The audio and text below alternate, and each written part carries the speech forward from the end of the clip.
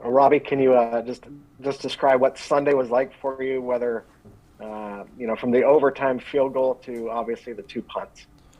Yeah, well, obviously you never want to see Mitch get hurt and or concussed or laying on the ground like he was. I'm just happy that he's doing much better and he's rebounded. And then, the hardest part for me on Sunday was trying to figure out how to be in the game, kick field goals in the net, and then realize that I had to be up by the huddle third down for punting. Other than that, I mean, obviously there wasn't a huge expectation for me to turn every ball over on punt. So I just figured if I can catch it and get it out, I know that the Gunners have played well really all year. I knew that they were going to probably rush the first one, having played for and against Joe DeCamillis. Tabor and the guys on the interior did a great job of picking up the rushes, give me some time to punt, which was great. Juice came up huge. I mean, Tabor, the way he snapped and the way Juice held and the guys blocked, Charlie and Eric and all the guys in the middle did a great job of doing their jobs. And then the kickoff unit, I mean, C-Rob got his first tackle on special teams for us, which is great to see young guys like that emerging. And obviously we got two inside the 20, which helped the defense in a tough game. So it was just one kick at a time, focus on what you had to do at the time and make sure that you executed it. And I thought I got a lot of help around me, which was great. And I was pretty thankful for all those guys that stepped up in a big way on Sunday. We saw you taking some practice snaps from Tabor on the sideline. Did you take any practice punts at all before your first punt? No, I think the big thing for me was just making sure that I kind of stayed in a rhythm with my field goals and making sure that I caught the punt first. I hit a couple at halftime just to make sure I could control the ball a little bit for the Gunners. But I think just the way that Hightower and our coaches kind of prep for those situations, Kyle and Tabor have been taking snaps for weeks every Thursday after practice, probably since Seattle, but even before that. So those guys have grown a lot since Seattle. We've spent a lot more time doing things like that, which made us, I think, more ready for those situations. And as far as like punting, when Mitch was out with COVID and we were in between getting ready to sign a guy, I was able to step in and take some snaps during the period the previous week. So I was able to kind of have some familiarity with being behind the punt team and the calls and the speed of play, which I think helped a lot going into that experience. Coach Hightower was just in there talking about how Tabor really stepped up and delivered some really good snaps for you and for Juice. How does that really change what you can do and just the pressure on you in those situations? Well, I think your snapper, your holder, the guys in front of you have a lot of reason with the success that you have throughout any season.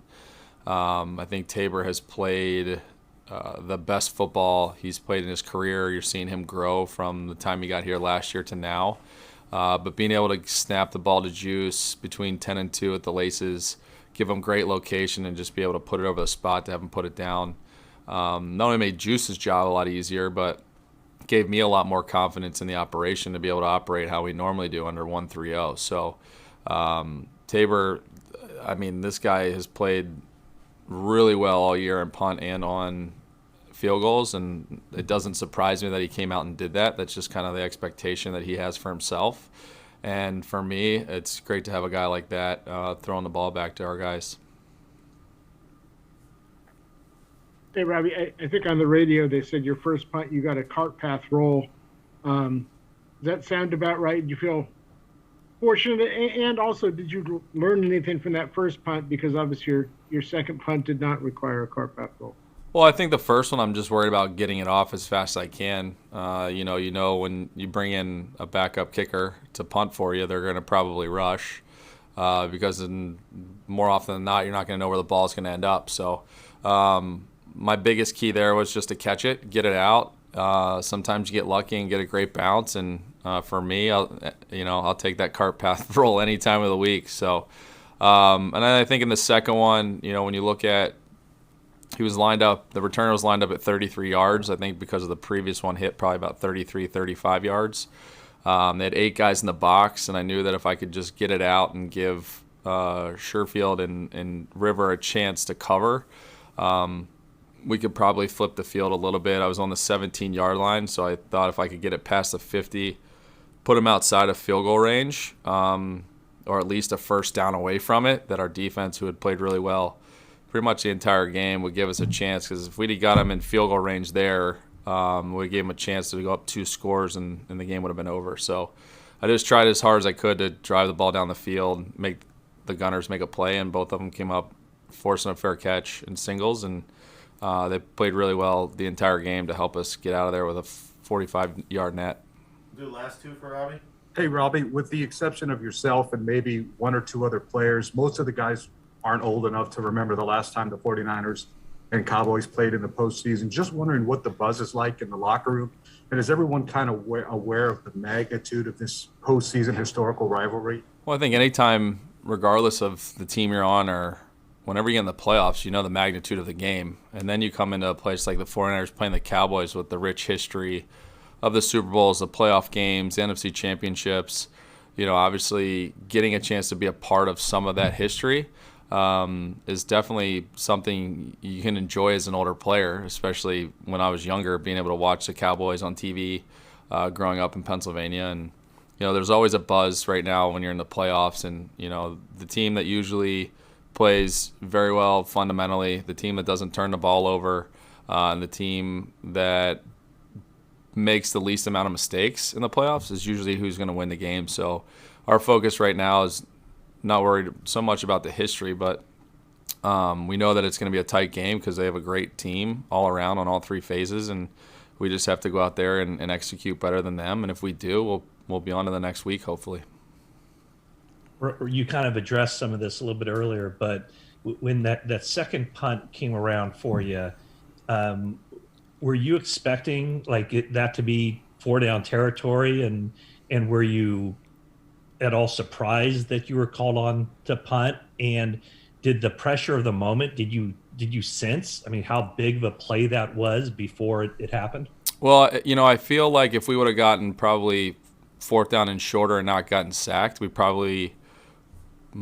had a chance to have either situation happen. Obviously, at 3 timeouts, we punted at the 2-minute, so we didn't have the 2-minute warning to help us with the 4th one. But you always have the opportunity that if you have the timeouts, you can punt it, right?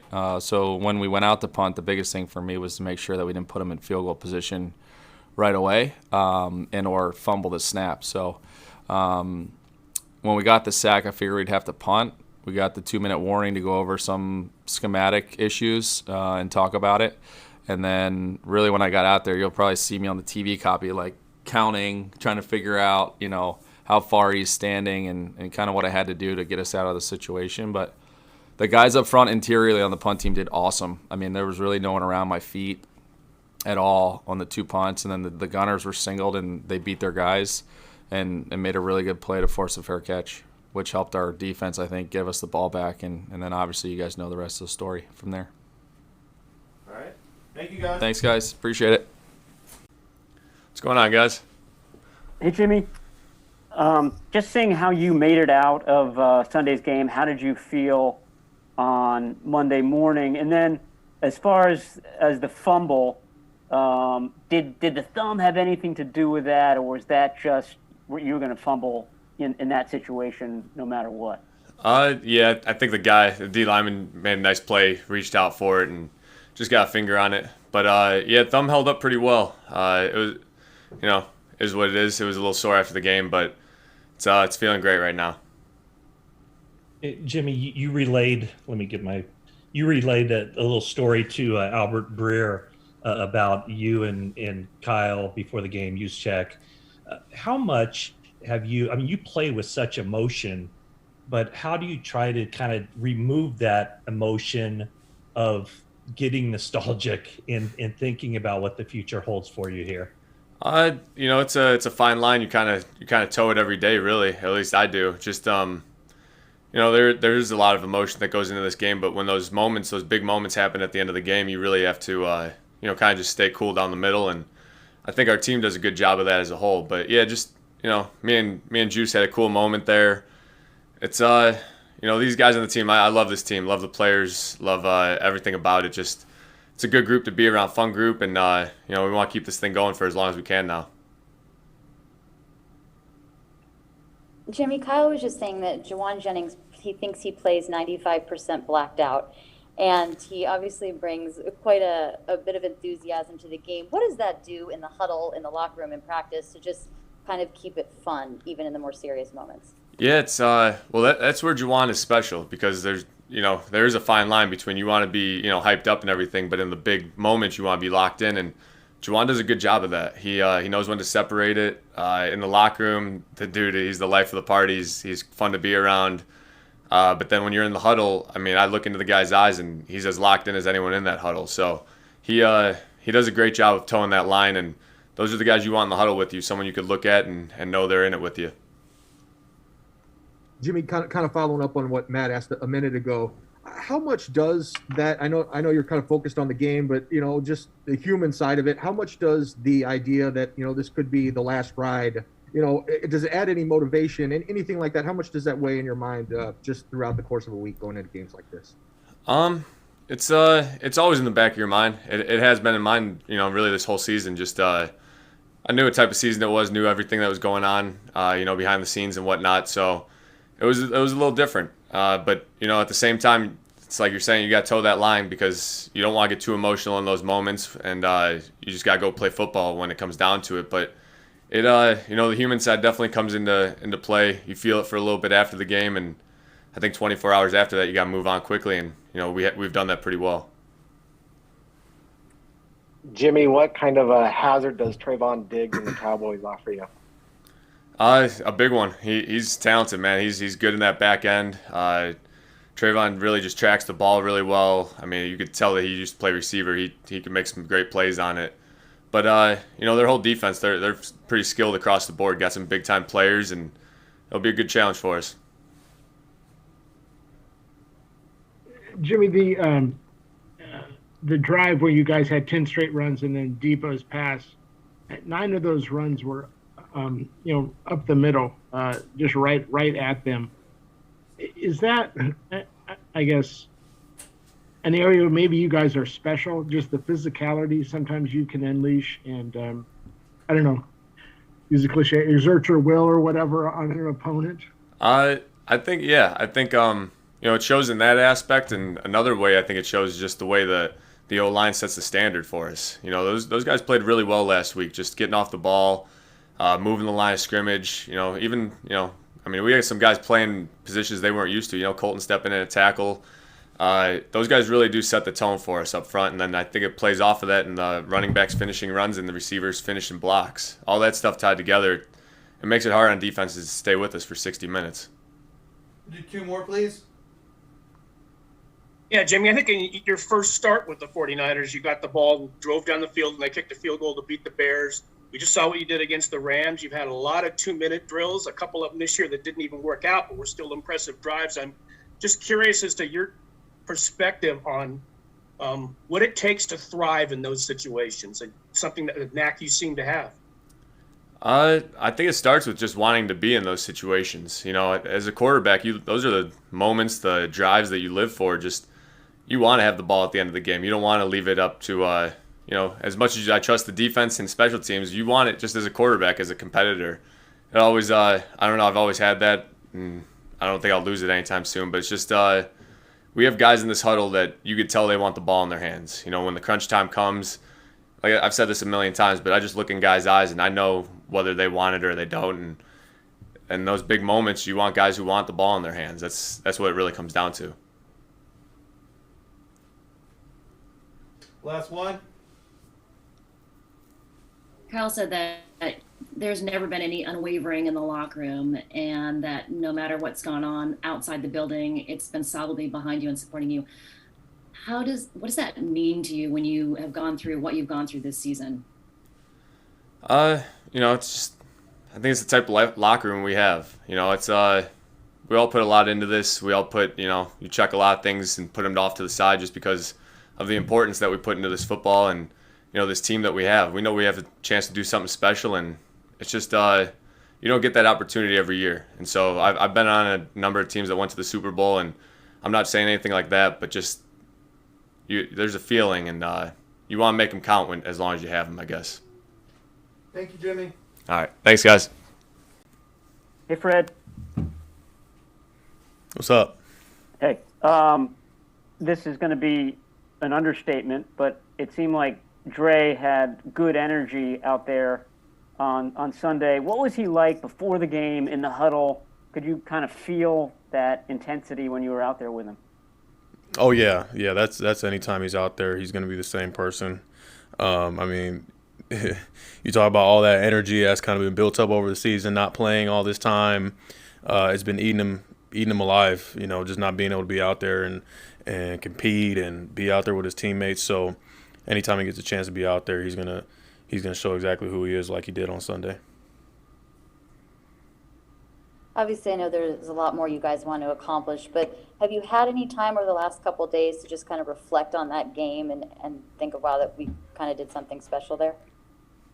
Yeah, no, it was that was one of the most special wins I've been a part of, and yeah, these past couple of days, like especially right after the game, it was kind of hard just to like really wrap your mind around everything that went into it, how many people were involved and what it really took, and people talking about how slim of chances we had, but at the end of the day, that's just kind of like what our season's been, and I think I've said it before. I think that was the perfect type of win heading into the playoffs to let us know, like, it doesn't matter where we're at in a game, like we're never out of it. We just gotta make sure we're fighting to the end.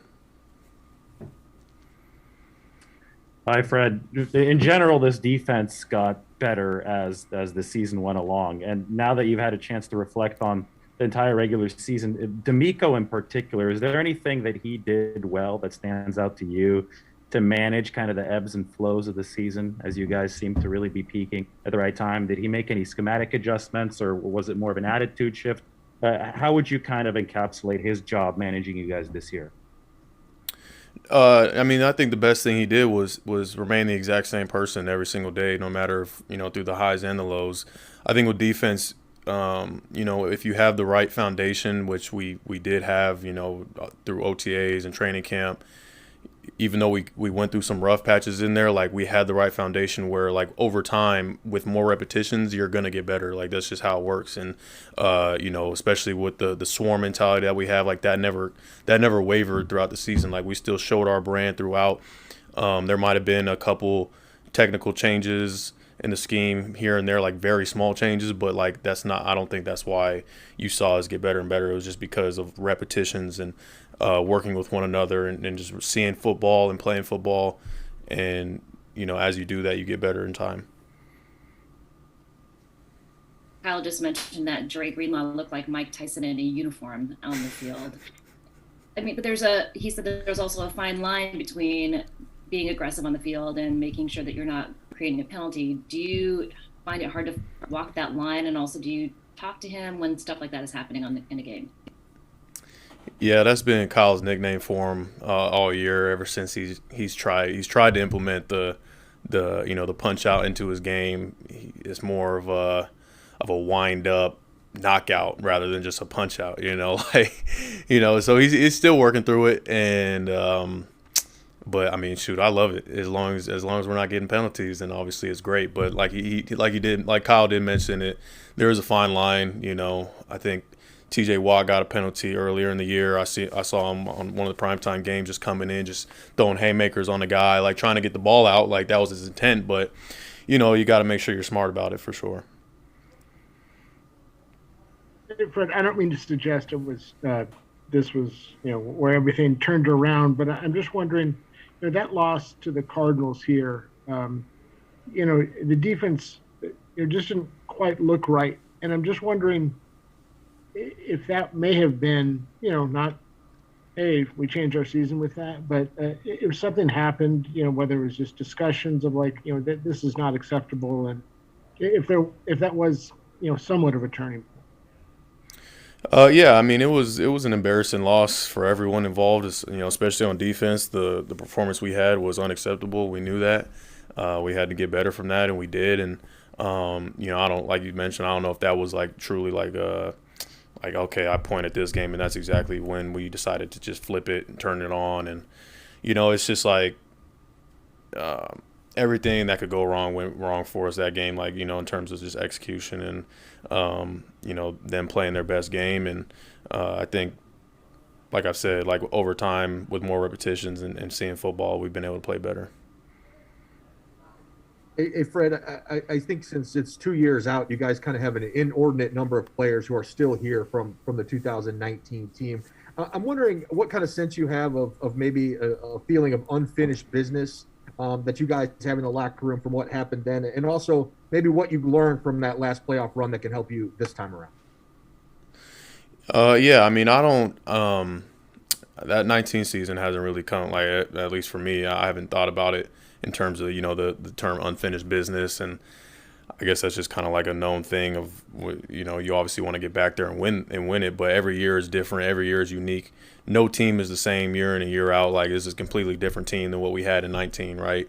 And a completely different playoff situation. Like, we're going on the road in the wild card weekend, where opposed to 2 years ago, we're at home watching everybody play. So, what I take from those games is kind of just like the playoff environment, the atmosphere, knowing how loud Levi's was back then, and kind of that whole atmosphere, knowing that that's going to be the same situation in Dallas. They're amped, they're ready to go. They've been waiting for this moment for a long time, and they have the perfect team to do great things. And so I know their fans are going to be into it, so that can't shock anybody when we get there and it's loud and it's rocking. And, it's going to be one of those games where you're going to have to kind of just fight through the glitz and the glam in the beginning of the game and kind of really settle in and just execute. Got time for two more, guys? Hey, Fred, what kind of challenge does this Dallas offense present you guys? Well, what don't they present? I think, it all starts with Dak, right? Premier quarterback, makes all the throws, a high level competitor, and always gives their team a chance to win in any situation. And you have running backs, Zeke Elliott and Pollard in the backfield, two very tough runners, dynamic players. They're skilled guys. Receivers are some of the best in the league, making plays and doing things with the ball in their hands. Tight ends are great. O-line is big, physical, nasty group. So I'd say they pose some pretty good threats for us, challenges. Last one, Jake. Fred, Ambry Thomas was talking after the game about his mentality shifting, about how, corners need to believe that the ball is theirs. And he just seemed extremely confident for a rookie, and it is sort of oozing out of him. Have you seen sort of a shift in him and just becoming a more confident player? Yeah, 100%. I think, and that comes with experience and reps, and that's exactly what he's been getting. And you obviously are going to receive a lot more of that as you continue to progress and grow and learn from your mistakes and make plays. And he's obviously made one of the biggest plays of the season to extend our year, and we're going to need him for the biggest game coming up. And the challenge is great for everybody involved on this defense, and we're all going to have to work together to stop a very high-powered offense. All right, thank you, guys. Thanks, guys. Thanks, Fred. Hey, Faithful, subscribe to our YouTube channel.